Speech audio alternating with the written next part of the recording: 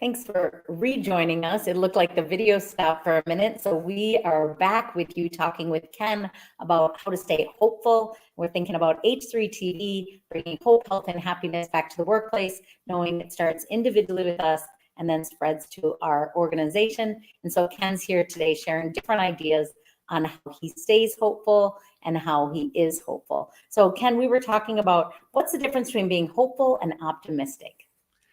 And I think for me, while these two terms could be maybe used interchangeably, and perhaps there's a lot of overlap there, for me, optimism is more of a rational thing. Hope is more of an emotional thing. You can be optimistic about your chances with a local sports team. Are they going to be successful this year? You might be optimistic about your future business results. But I think hope goes beyond that, or maybe goes deeper than that. I think if you don't have some external data, you might not have reason to be optimistic. But hope may be coming from that deeper place, from the heart, from the gut, that feeling that things are going to turn out the right way. You don't know how. There's not expectation there. Sometimes with optimism, I think there's a little bit of expectation of here's what will occur. Here's some specificity about that, versus hope being a little more diffuse. And you know what? I'm not sure how we're going to get there. Don't sure what it's going to look like, but things will be okay. Right. And so for me, hope is that internal, up from the heart, from the gut, and then the optimism maybe a little bit more from my brain. I like that. I like from the head and the heart. Very nice. So Ken, for you personally, what is something that allows, you seem like an optimistic guy, a hopeful guy. And so what are the things that you allow or that just show up without invitation to slip into your life and steal some of your hope? What is something that does that? We talked about chance and circumstance earlier, and I think, sometimes it is those events that occur that can cause you to lose sight, right? Kind of like when you bump your head, and suddenly you kind of close down and you might see stars and you just don't have much awareness around you, Yeah. getting whacked with something. I experience that same thing, and it's a closing down that occurs. So sometimes that's, bad news in an email. Sometimes you get an unfortunate phone call and there's a problem, and you just, right. And there's a closing down, a turning inward that can happen. And that's when I start to lose my perspective and lose hope. It's hard to see what is upcoming, what's on the horizon when you're busy looking at your shoes. Right. So being able to make sure that you can break out of that, I tend to notice, not as early as I might like, but do tend to notice, like, okay, you're being a little self-absorbed right now. You're being a little inwardly focused right now, and you need to break out a little bit and look around you. Because even on a sunny day, if you're looking at the ground, you might not notice. Yeah. Yeah, I was thinking about, there's so many examples of it, and I was thinking about that specific, like, what is that moment, that makes us do that? And I do think we do miss sight of the sunshine if we're too self-absorbed or looking down rather than looking up or looking out. And I often say to people, every day I get up and I ask myself, Annie, will you look for beauty? Because it's everywhere if you're willing to look for it. Will you be aware of the struggle, your own or someone else's? And will you ask, how can I serve? And one thing I think when we get stuck in our own hopelessness is we're thinking too much about ourselves. And whenever I get there, I'm always like, okay, who else could I help? Because once I go help someone else, it just gets me out of myself. And no matter the challenge of my circumstance, I somehow feel more optimistic, more positive, and more hopeful. So do you have hope about the future, your personal career, your family life, whatever it is? How are you feeling hopeful about your work and your personal life? I'd say I'm universally hopeful. Okay. That said, I also realize, as wrapped into that bad things are going to happen. For sure. Things are not going to go the way I would like. But as I was saying earlier, I tend to look at the past as a reference point, and what you see is the trend line is positive. The trend line should give one hope. And so for me, yes, I see that. If I really pay attention to where things are going, my business, has been growing since I started it. Not linearly like I would love, but it's growing year after year. And, the same thing with my personal life. Things are moving in a more hopeful, more positive direction as a trend. Okay. And so, I don't have reason to not hope. I have reason to be depressed once in a while, and then I turn off the news. I was going to But, say, turn off I'm a big component of, and I have friends in the news, so I apologize to you, friends, but that work for the news stations. But I find people that I talk to that watch the news tend to be much more cynical, much more hopeless, like more focused on the negative or the positive or the bad stuff. And I'm like, oh my gosh, I get up every day and it's amazing. And I ask myself, how can I be a difference maker in the world? How can you be a difference maker in the world as individuals? Maybe not collectively, there will always be challenges, but there's a lot of good stuff and there's a lot of great, amazing people in the world. So that's kind of why I do this, is I want to interview people like you, Ken, that can spread the good news. Tell us about the good stuff. Tell us how we stay hopeful. Yeah, well, and I think it goes to, what do you feed yourself with, right? If we're looking to be more healthy, one of the big things we look at besides exercise is our diet. Are we eating junk or not? Yeah. The news is junk food in a way, or it's maybe bad food. It might be even poison if you think about it that way.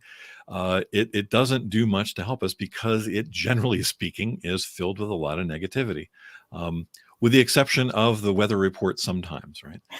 So if we're constantly feeding ourselves with all of that negative information, it can't help but have an impact. So being careful about that. I love what you were saying too about helping others. I'm involved in a couple of nonprofits, and to be able to be there, to be of service, to volunteer, to serve on those boards is a way of helping others. And it's very hard to be self-centered. It's very hard to be pessimistic when you're in that mode of helping others. So I think that is really super sound advice, and advice that I take myself. I love it. Before we finish here, Ken, I wonder, do you have any stories about a season or a moment even that you felt hopeless and that you found yourself moving through that and back into hope? Something that you've overcome personally or in your life faced and stayed optimistic in the face of adversity or challenge or even change? Yes. 3 years ago, my dad began a decline with dementia, that eventually led to him passing away. And, I found myself in that process, stepping in and becoming, the parent of my parents. My mom also had a little health problem there at the same time. So I stopped being a parent myself and become a parent of my parents. A week after he passed away, my mom was diagnosed with lymphoma. Spent the next 2 months in hospitals and rehabs, and that was a pretty dark time. You go from, gosh, losing one parent to, are you going to lose another? And being on the verge of that. That's some really dark stuff. It really does take some effort to get through there. And maybe linking to things I've said earlier, I didn't know what the outcome was going to be. I really actually thought the outcome was probably going to be I was going to lose my mom too in the same year. But I couldn't let myself wallow in that. What I needed to do, to give back all of the love and things that I'd gotten through my life back to my parents, was I needed to be there and do the things that they needed done for them that they couldn't do themselves. And as we were just talking about, right, that's a bit of service. 100%. That is helping others. And when you're in that mode, it does help kind of keep some of the negativity at bay. And luckily we saw through to the other side of that. Mom's been around for 3 years since. And we may be entering another dark time with her soon. But again, it's that service piece, I think, is so critically important. And not being attached to an outcome. It may be that my mom has weeks, not months left. Okay. Well, but I'm going to put the best into, those weeks that can possibly be there.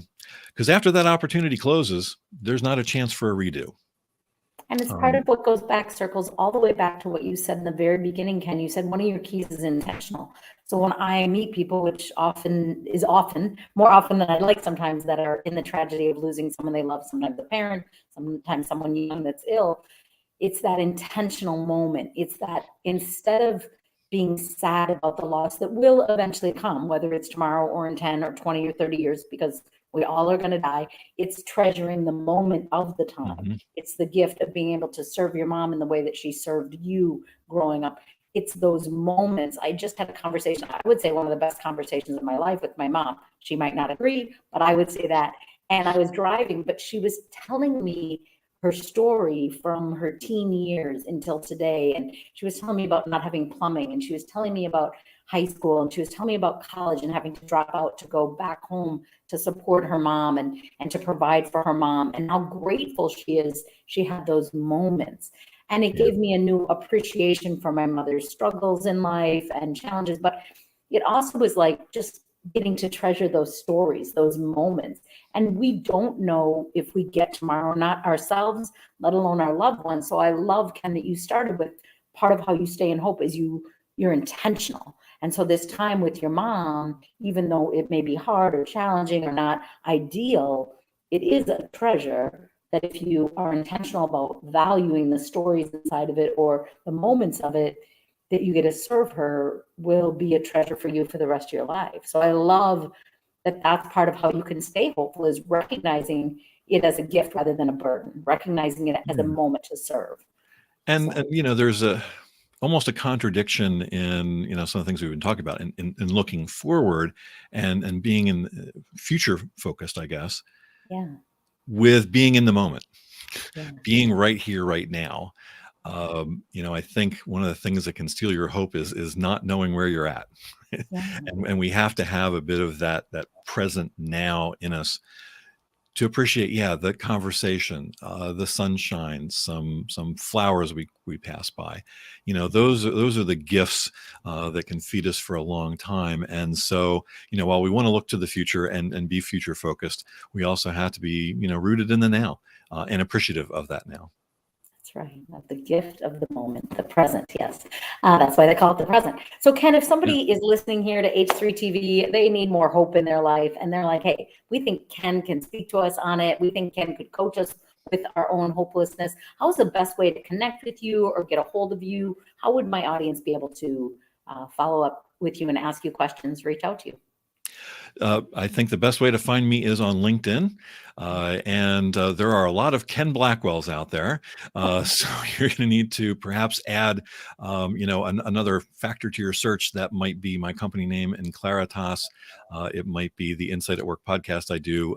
Those might help you sift out me in and How amongst about your all of the other Ken location? Where's Blackwells. your location again? Princeton, New Jersey. So that is maybe another way also to kind of narrow down between all of the other amazing Ken Blackwells out there. It's an awesome name.